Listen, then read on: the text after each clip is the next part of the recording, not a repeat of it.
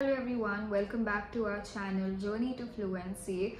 Today's video is very exciting because I'm going to tell you a lot about the Korean scholarship for Indian students. So if you want more information, in-depth information, keep watching the video.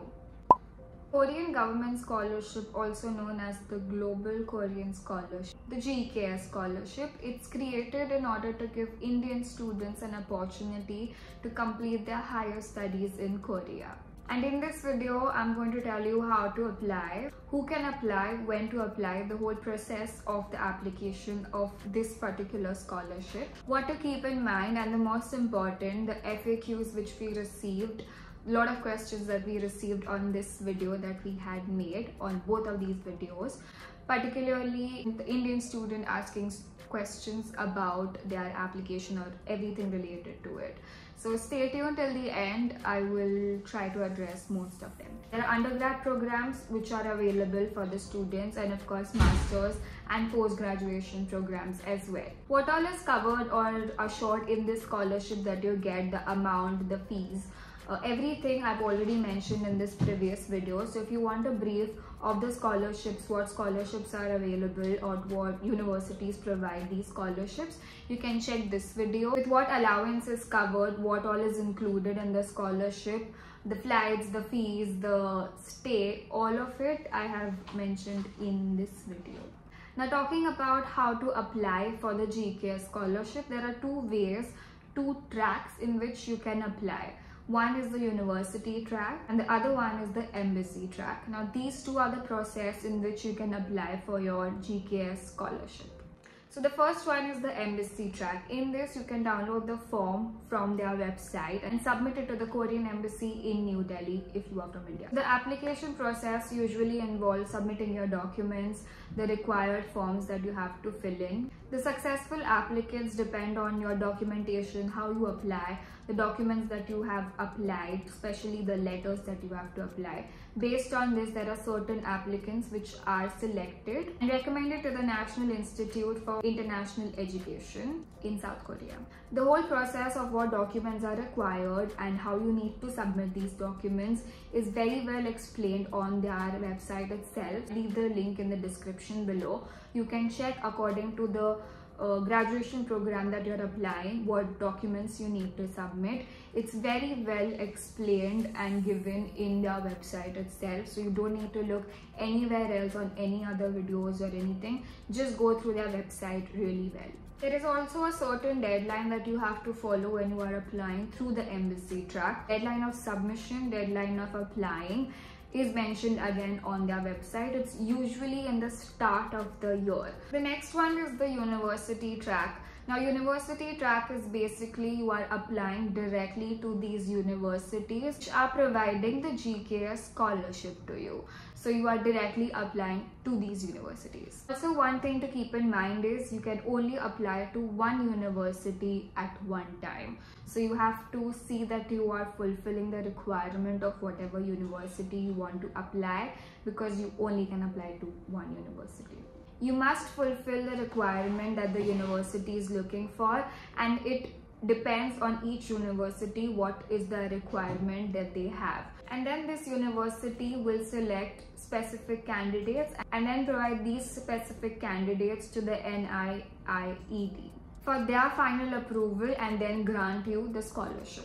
Coming to the point of eligibility for applying for GKS scholarship, again it is already covered in my previous video, but just to go through it, you need to be under the age of 25-year-old if you're applying for the graduation or your post-graduation programs. The period of these programs or the graduation program is somewhere between 4 to 6 years that you have to study there. The important part for Indian students is that if you are applying after your 10th or after your 12th to study in Korea through the Korean scholarship, you have to see that your previous score or your previous grade that you have in your college or university, you need to have a CGP of at least 80 percentile or more.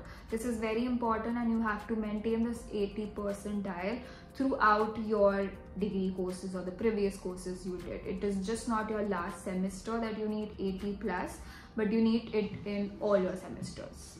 Things to keep in mind if you are applying through the embassy track or the university track. You need to have your topic level 3 completed if you are applying through the university track. Big exam that is there for the Korean language. The fields that you can apply for your graduation or post-graduation are the fields of engineering, pharmaceutical, architect, social science, business administration, and international relations. Application process begins in the February of every year. That is why you need to pre-decide it at least a year prior to a year that you're applying. Now there are some common FAQs, the common questions that we got on our videos, and the people have these questions, so I'm going to answer it for you. The first one is topic exam necessary for the GKS scholarship? Definitely a yes, because first thing, if you are applying through the university track, you need to have topic level 3. The proficiency in the Korean language is mandatory for the GKS scholarship as well. Of course, you get trained for the higher levels when you are going to study there, or you start your studies there, but you need to have a prior knowledge up to the 3rd level. Can a 16-year-old apply for the GKS scholarship, or can you apply after you complete your 10th SSC in India?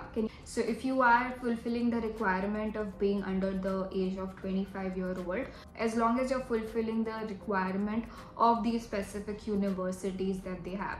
So you will have to check what university is looking for which documents, and accordingly you can apply if you have cleared your topic level 3 and you are under the age of 25. Now there are a lot of questions which we have received if you are from a commerce background or arts background or science background, if you can apply for any of the scholarships or any universities to South Korea. Which brings me back to that answer. It entirely depends on what graduation program you are planning to choose from the options which I told you. And again, it really altogether depends upon the universities of what is their requirement, specific requirement, and the letters that you have to submit, the essays that you have to submit. Hope your doubts are cleared with the process of applying for GKS scholarship. Thank you so much for watching. See you in the next one, and do not forget to check the link in the description.